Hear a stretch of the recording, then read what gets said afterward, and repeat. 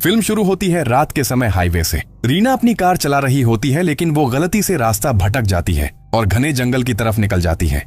मजबूरी में उसने अपने सोए हुए हस्बैंड बेंजामिन को जगाया ताकि वो मैप देख सके। दोनों बात कर ही रहे होते हैं कि अचानक से एक लड़की सामने आ जाती है। कार रीना के कंट्रोल से बाहर हो जाती है और फिर एक बड़े पेड़ से टकरा जाती है और ये दोनों बेहोश हो जाते हैं। जब होश आता है, दोनों तुरंत उस लड़की को ढूंढने निकल पड़ते हैं, लेकिन अजीब बात ये होती है कि वो लड़की गायब होती है और जमीन पे एक बूंद भी खून नहीं होता। थोड़ी देर बाद पुलिस भी आ जाती है और पूरे जंगल में तलाशी करती है, लेकिन जैसा रीना ने बताया था वैसी कोई लड़की नहीं मिलती। उसका पति बेंजामिन भी कहता है कि शायद ये रीना का सिर्फ भ्रम हो। फिर दोनों वहां से निकलकर घर लौट जाते हैं। रीना अभी भी डरी हुई होती है। उसे लगता है उसने सच में कुछ देखा था, पर पुलिस तो ऑलरेडी कह चुकी होती है कि वहां कुछ नहीं मिला, तो वो ज्यादा बोल नहीं सकती थी। तभी बेंजामिन कहता है कि उसकी गर्दन में बहुत दर्द हो रहा है। उसे लगता है कार एक्सीडेंट के टाइम झटका लग गया था। वक्त आ गया अगले दिन का। रीना अभी भी उदास थी। बेंजामिन ने देखा तो उससे आके तसल्ली दी। पता चला कि दोनों ने अभी हाल ही में शादी की थी और यहाँ हनीमून मनाने आए थे। आज उनका आखिरी दिन था। बेंजामिन चाहता था कि रीना थोड़ा खुश हो जाए। रीना ने ये देखा तो उसने भी सोचा कि बेंजामिन का मूड खराब ना हो, और फिर दोनों ने फोटो लेना शुरू कर दिया, क्योंकि बेंजामिन एक बेहद अच्छा फोटोग्राफर था। रीना को उसके हाथों फोटो खिंचवाना बहुत पसंद था। जल्दी ही हनीमून खत्म हो गया। बेंजामिन वापस शहर आ गया अपना काम करने, और उसकी गर्दन का दर्द और बढ़ गया। रीना ने उससे बोला कि हॉस्पिटल जाकर चेक करवा ले। फिर उसने रीना को टेबल पर रखा हुआ एक लिफाफा दिखाया। बोला, ये छोटा सा सरप्राइज है। रीना ने लिफाफा खोला तो देखा कि हनीमून की फोटोज हैं, लेकिन जल्दी ही उसे कुछ अजीब लगा। फोटोज में कई सारे सफेद साएं दिख रहे थे। बेंजामिन ने देखा तो बोला कि शायद ये रील की खराबी हो। दोनों ने ज्यादा नहीं सोचा और बात वहीं खत्म कर दी। फिर बेंजामिन काम पे चला गया और रीना शहर में घूमने और टूरिस्ट स्पॉट्स पे फोटोज लेने निकल गई। उसने काफी फोटोज भी खींचे। रात को जब वापस आई, बेंजामिन और उसकी सेक्रेटरी मैरी अभी भी काम कर रहे थे। रीना को देखते ही बेंजामिन उसके पास चला आया। यहाँ से लगता है कि दोनों कपल्स काफी क्लोज थे। तभी मैरी हाथ में फोन लेके आई। एक क्लाइंट का कॉल था। बेंजामिन फोन पे बात करने चला गया। मैरी ने रीना से पूछा कि वो कहाँ घूम के आई है। रीना ने कहा कि उसने बहुत सारी फोटोज ली हैं। ये बोलकर उसने अपना कैमरा मैरी को दिया, लेकिन मैरी ने जब फोटोज देखी तो वो एकदम चौंक गई। फोटोज में काफी सारे सफेद साए दिख रहे थे। उसने रीना को बताया कि ये असाधारण फोटोज हैं। उसके बाद बेंजामिन और रीना एक रेस्टोरेंट गए, जहां वो एक पार्टी में शामिल होने आए थे। वहां कुछ लोग थे जो बेंजामिन के दोस्त थे। जेरी भी एक फोटोग्राफर था जो खासकर मॉडल्स के ग्लैमर शूट्स करता था, और चार्ली जो बेंजामिन का बॉस था। वहां का माहौल देखकर लग रहा था कि तीनों की दोस्ती काफी गहरी थी। सीन कट होता है और वक्त आ जाता है अगले दिन का। बेंजामिन एक मॉडल का फोटोशूट कर रहा होता है। शुरुआत में सब कुछ बढ़िया चल रहा होता है, लेकिन जैसे ही चार्ली वहां आता है, बेंजामिन को कुछ अजीब फील होता है। वो जब फोटोज ले रहा होता है तब अचानक एक लड़की दिखाई देती है, लेकिन जैसे ही वो सिर उठा के देखता है, वो लड़की वहां से गायब होती है। ये तो सच में बहुत अजीब था। साथ ही उसकी गर्दन का दर्द भी और ज्यादा बढ़ जाता है। फिर जब बेंजामिन अपनी फोटोज डेवलप कर रहा होता है और अचानक उसे एक नेगेटिव में कुछ अजीब लगा, तो वो उसके करीब जाकर देखता है। तभी वो लड़की फिर से उसके सामने आ जाती है और उसके मुंह पर कुछ लग जाता है। बेंजामिन तुरंत भागता है मुंह धोने, लेकिन देखता है कि टॉवल पर लाल रंग लगा हुआ है। फिर वो मिरर की तरफ देखता है और उसके चेहरे पे भी वही रेड लिक्विड होता है। तभी उसकी सेक्रेटरी भी वहां आ जाती है। बेंजामिन जल्दी से अपना चेहरा साफ करता है, लेकिन जैसे ही दोबारा मिरर में देखता है, सब कुछ गायब हो चुका होता है। यानी कि अभी थोड़ी देर पहले जो भी हुआ वो सिर्फ उसका एक भ्रम था। दूसरी तरफ रीना मेट्रो पकड़ के घर लौट रही होती है। तभी उसे सामने बैठे एक छोटे लड़के पे नजर पड़ती है जो लगातार उसके पीछे देख रहा होता है। रीना को अजीब लगता है तो वो पलट के देखती है, पर उसे वहां कुछ भी दिखाई नहीं देता। लेकिन वो छोटा लड़का फिर भी वहीं बिना पलक झपकाए उसी तरफ देखता रहता है। तो रीना फिर से पलट के देखती है और इस बार उसका पूरा होश उड़ जाता है। वहां उसे किसी का साया दिखता है। वो जोर से चिल्लाती है और तुरंत उतर कर निकलने लगती है, लेकिन मेट्रो अभी स्टेशन पर पहुंची नहीं होती। रीना बस घबराहट में चीखने लगती है और बाकी पैसेंजर्स उसे मेंटल पेशेंट समझ लेते हैं। थोड़ी देर बाद वो घर वापस जाती है। जब वो गेट पे पहुंचती है तो अंदर से उसके पति की आवाज सुनाई देती है। पता चलता है कि उसके शूट की फोटोज में कुछ प्रॉब्लम आ गई थी। वही सफेद साए दोबारा दिख रहे थे जो पहले भी उनके साथ हो चुका था। रीना को लगा कि ये सिर्फ एक कोइंसिडेंस नहीं हो सकता, शायद उस लड़की से टकराने वाले एक्सीडेंट का ही नतीजा है, क्योंकि जब से उन्होंने उस लड़की से टकराया है उसके बाद से अजीबोगरीब चीजें लगातार हो रही हैं। लेकिन जब उसने ये सब बातें बेंजामिन को बताई तो बेंजामिन ने उसे पागल समझ लिया। फिर दोनों के बीच में जोर का झगड़ा हुआ और दोनों नाराजगी के साथ अलग हो गए। अगले दिन बेंजामिन हॉस्पिटल गया अपने गर्दन का चेकअप कराने। पर जब उसका वेट मेजर किया गया तो नर्स शॉक में आ गई। बेंजामिन का वजन लगभग 150 किलो था। दोनों ने सोचा कि मशीन खराब है तो ज्यादा सोचा नहीं। उसके बाद बेंजामिन ने एक्सरे करवाया, लेकिन डॉक्टर को कोई खास दिक्कत नजर नहीं आई। सिर्फ कुछ पेनकिलर्स देकर उसे घर भेज दिया। वापस ऑफिस आके बेंजामिन फिर से काम में लग गया। तभी एक लड़की का हाथ उसके पास आता है और उसके कान को हल्का सा छूता है। बेंजामिन को लगा कि वो उसकी पत्नी रीना है तो बिना देखे ही बोलने लगा, मुझे कल रात गुस्सा नहीं करना चाहिए था। तभी बाहर से फोन की घंटी बजती है। वो जाकर फोन उठाता है और फोन पे रीना थी। तो फिर अभी उसके पीछे कौन था? बेंजामिन इतना डर जाता है कि फोन ऐसे ही छोड़ देता है। फिर वो डर के मारे रूम के अंदर जाता है और जब पर्दा उठाता है तो देखता है कि एक लड़की वहां कुर्सी पर बैठी है। बेंजामिन की आंखों में हैरानी और डर साफ दिखाई देता है। वो लड़की धीरे धीरे पलटकर उसकी तरफ देखने लगती है। जैसे जैसे उसका चेहरा नजर आता है, बेंजामिन को समझ आ जाता है कि वो उसे पहले से जानता है। फिर अचानक उस लड़की की आंख से एक मक्खी निकलकर बाहर आ जाती है और फोन पे बेंजामिन का जोर से चीखना सुनकर रीना तुरंत घर की तरफ भागती है और जब घर आती है तो देखती है वो कुर्सी पे चुपचाप बैठा हुआ मिलता है। रीना डर डर के उसके पीछे हाथ रखती है। फिर दोनों गले लगते हैं और बेंजामिन उसे तुरंत वो सब बताता है जो थोड़ी देर पहले उसके साथ हुआ। रीना अब भी हार नहीं मानती। उसे लगता है कि ये मामला इतना सिंपल नहीं है। वो दोबारा से फोटोज देखने लगती है। थोड़ी ही देर में उसे एक अजीब बात समझ आती है। हर एक फोटो में सफेद साया एक ही जगह दिख रहा है और वो जगह है बेंजामिन की कंपनी। तभी रीना ने मैरी से एक कैमरा लिया और सीधा कंपनी पहुंच गई। जब फ्लोर कंफर्म हो गया, वो लिफ्ट में चढ़ गई, लेकिन जैसे ही वो कंपनी के अंदर गई, एक लाइट बार बार ब्लिंक करने लगी जैसे उसे रास्ता दिखा रही हो।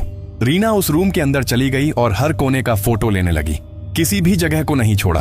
तभी उसने वो लड़की फोटो में कैप्चर कर ली और पीछे से एक काला साया आया और उसके साथ एक जोर की चीख भी सुनाई दी। रीना डर के मारे तुरंत भागने लगी तो दरवाजा जोर से बंद हो गया और एक फोटो दीवार से नीचे गिर गई और आसपास सब कुछ एकदम शांत हो गया। फिर उसने झुककर जमीन से वो फोटो उठाई और कहानी वहीं से और भी डरावनी हो जाती है। उसने देखा कि वो लड़की भी उस फोटो में थी और उसका नाम था टनाका। रीना ने जैसे ही फोटो फ्रेम को पलटा, पता चला कि यह फोटो बेंजामिन ने ही खींची थी। रीना और भी ज्यादा हैरान रह गई। इसी वक्त बेंजामिन अपना दिन का काम खत्म करके सोफे पर आराम कर रहा था। तभी अचानक उसके पीछे से कोई आवाज आई। बेंजामिन उठकर वहां देखने लगा और अचानक उसकी एक फोटो क्लिक हो गई। उसने सोचा शायद कैमरा बंद करना भूल गया है, इसलिए वह उस तरफ चला गया।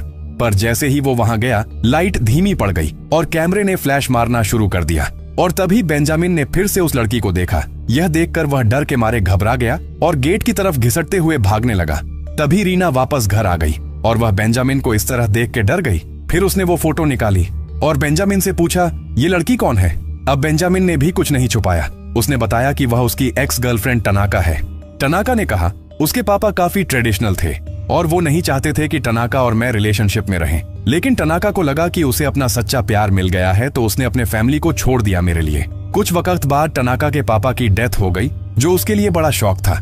उसके बाद वह बहुत ज्यादा क्लिंगी बन गई। जब बेंजामिन ने ब्रेकअप करना चाहा, टनाका ने उसे छोड़ने से मना कर दिया। वह सुसाइड की धमकी देने लगी, लेकिन आखिरकार सब कुछ ठीक हो गया और दोनों का कोई कांटेक्ट नहीं रहा। लेकिन बेंजामिन ने कहा, अब मुझे समझ नहीं आ रहा कि टनाका फिर से इस तरह क्यों सामने आई है। और फिर उसने रीना से कहा, मैं ये जॉब छोड़ रहा हूँ, अब हमें न्यूयॉर्क वापस जाना चाहिए और एक नई जिंदगी शुरू करनी चाहिए।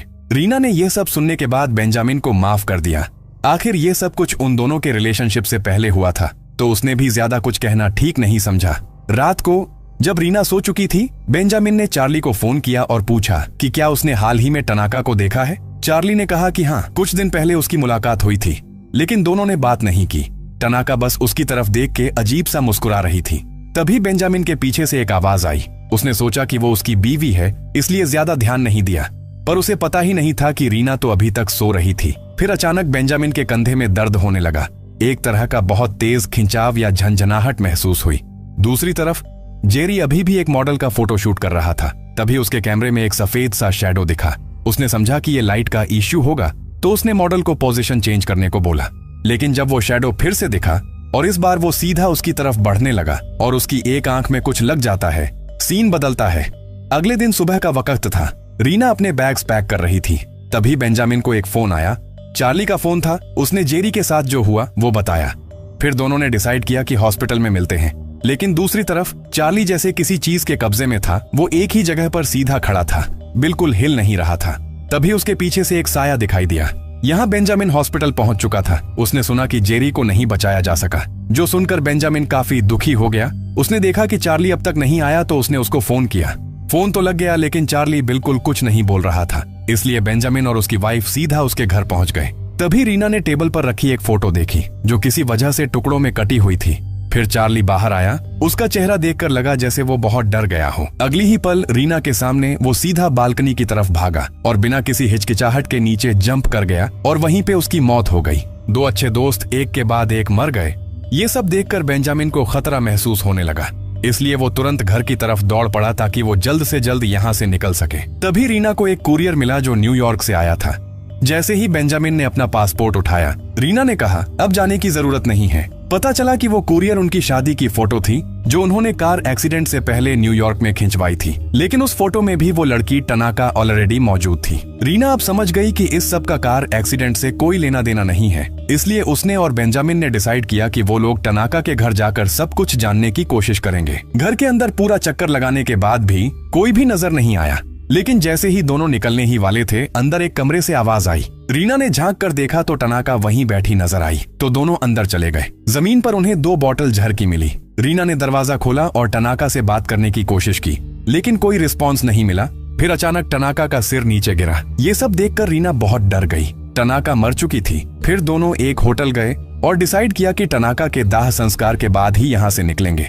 लेकिन रात के आधे हिस्से में ही बेंजामिन गहरी नींद में सो चुका था। तभी एक हाथ उसकी तरफ बढ़ा। बेंजामिन को लगा कि वो उसकी बीवी है, इसलिए उसने उसको बाहों में ले लिया। जब उसने आंखें खोली तो वो साया वहां से गायब था। वो तुरंत उठकर आसपास देखने लगा और देखा कि तनाका थोड़ी दूर खड़ी है।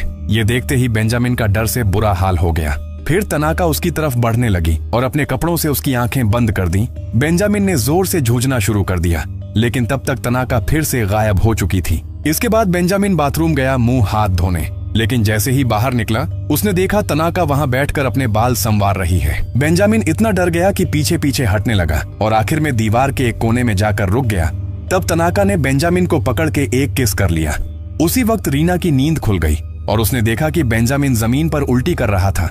उसके चेहरे पर दर्द साफ दिख रहा था। रीना को तुरंत समझ आया कि ये सब तनाका की वजह से हो रहा है। उसने जोर जोर से चीख कर उससे भागने को कहा, लेकिन अगले ही पल उसका शरीर शीशे पर जा लगा और उसे ऐसा झटका लगा कि वो सीधा दूर जा गिरी। उसके बाद कमरा एकदम शांत हो गया और बेंजामिन को भी होश वापस आ गया। अगले दिन तनाका की डेड बॉडी को क्रेमेशन के लिए भेजा गया। बेंजामिन और रीना भी उस समारोह में गए। रिचुअल्स के बाद दोनों वहां से निकल आए और न्यूयॉर्क वापस आ गए ताकि एक नई जिंदगी की शुरुआत कर सकें। अगली सुबह जब रीना उठी तो उसने टेबल पर हार्ट शेप में सजाए हुए फूलों के पंख देखे।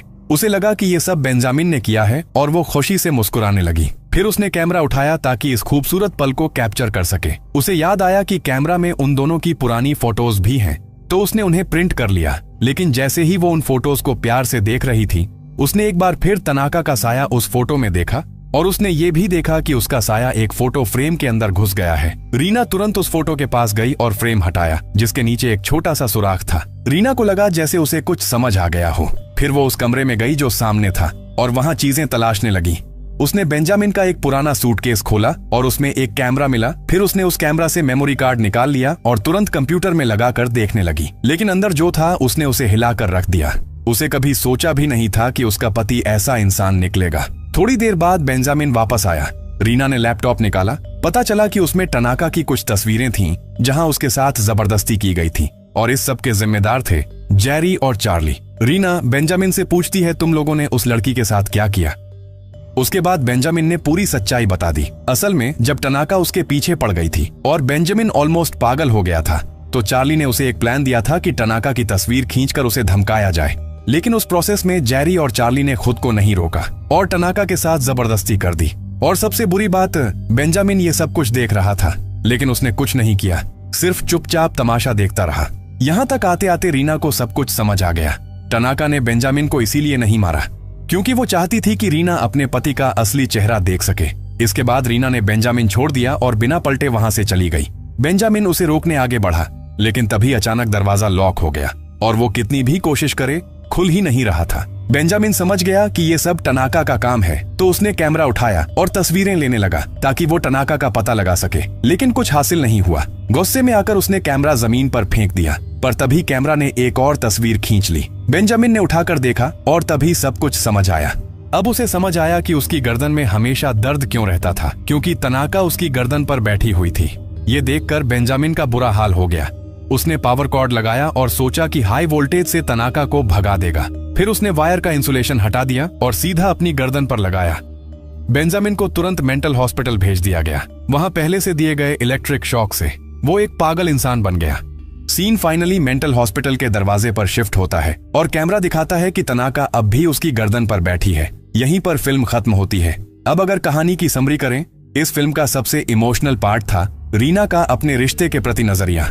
वो एक तरफ तो बहुत बोल्ड थी, लेकिन दूसरी तरफ उसके प्यार में एक समझदारी थी। उसने अपने पति से मोहब्बत की, लेकिन वो अंधी मोहब्बत नहीं थी। आखिर में जब उसे सच का पता चला तो रीना ने उसके साथ रहने का फैसला नहीं किया, बल्कि उसने अपने पति को छोड़ दिया। लेकिन तनाका का प्यार उससे बिल्कुल उल्टा था। उसका प्यार था एक जिद्दी और पागलपन भरा एक ऐसे आदमी के लिए जो उससे प्यार नहीं करता था। तनाका ने उसे छोड़ने के बजाय उसके पीछे पड़ी रही और इसी वजह से वो धीरे धीरे अपने खुद के अंधेरों में डूबती गई। कभी कभी किसी चीज को छोड़ देना भी एक तरह की आजादी होती है। अगर उसने थोड़ा सा और हिम्मत दिखाई होती और वक्त पे उस आदमी को छोड़ दिया होता जो उससे कभी प्यार करता ही नहीं था, तो हो सकता है इस कहानी का अंजाम कुछ और होता। आखिर में आपसे एक सवाल, मान लीजिए, सिर्फ मान लीजिए, अगर आप जिसे प्यार करते हो वो कभी किसी और को चोट पहुंचा चुका हो, तो आप क्या फैसला लोगे? एक प्यारा सा कमेंट कर दो और मिलते हैं अगले एक्सप्लेनेशन में।